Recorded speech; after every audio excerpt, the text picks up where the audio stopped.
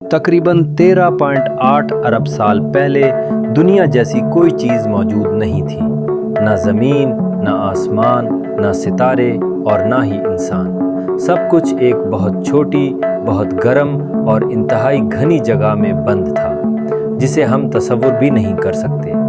अचानक एक ज़बरदस्त धमाका हुआ, जिसे साइंस में बिग बैंग कहते हैं। इस धमाके ने पूरी कायनात को जन्म दिया और तवानाई, गैसें और ज़र्रात हर तरफ फैल गए। इब्तिदा में ये सब इतना गर्म और चमकदार था कि कोई भी चीज़ ठोस शक्ल में नहीं थी, मगर धीरे धीरे ये तवानाई ठंडी होने लगी और हाइड्रोजन और हीलियम जैसे हल्के एटम्स बनने लगे। इन एटम्स ने कशिशे सकल की मदद से एक दूसरे को अपनी तरफ खींचा और इस अमल से बड़े बादल बने, जिनके अंदर सितारे पैदा हुए।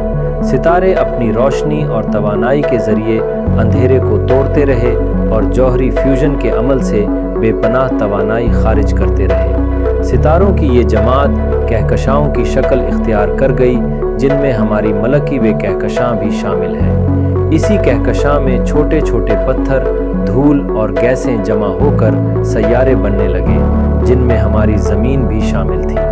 ज़मीन इब्तिदा में एक गर्म और पिघले हुए गब्बारे की तरह थी, जिसकी सतह लावा और आग से भरी हुई थी, मगर वक्त के साथ ये ठंडी हो गई और इस पर पानी की बारिश हुई, जिससे समंदर बने और ज़िंदगी का आगाज़ हुआ। सबसे पहले समंदर में इंतहाई छोटे जानदार, जिन्हें हम माइक्रो ऑर्गेनिज्म कहते हैं, पैदा हुए, जो ज़िंदगी की बुनियादी शक्ल थे। ज़िंदगी ने लाखों सालों में तरक्की करते हुए मुख्तलिफ शक्लें इख्तियार की, जैसे पौधे, मछलियाँ, जानवर और आखिरकार इंसान। इर्तिका का ये अमल एक पेचीदा और तवील सफ़र था, जिसमें जानदार अपने माहौल के मुताबिक खुद को ढालते रहे। इंसान का आगाज़ तकरीबन 200,000 साल पहले अफ्रीका में हुआ, जहाँ उन्होंने अपनी जहानत और मेहनत से आग जलाना सीखा, ज़बान और राब्ते के तरीके ईजाद किए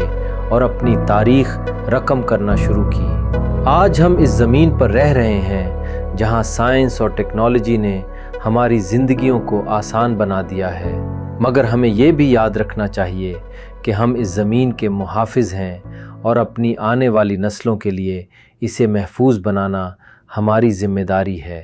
साइंस आज भी कायनात के कई राज़ों को जानने की कोशिश कर रही है, जैसे कि डार्क मैटर, ब्लैक होल्स और कायनात की असल साख्त, और ये सफ़र मुसलसल जारी है।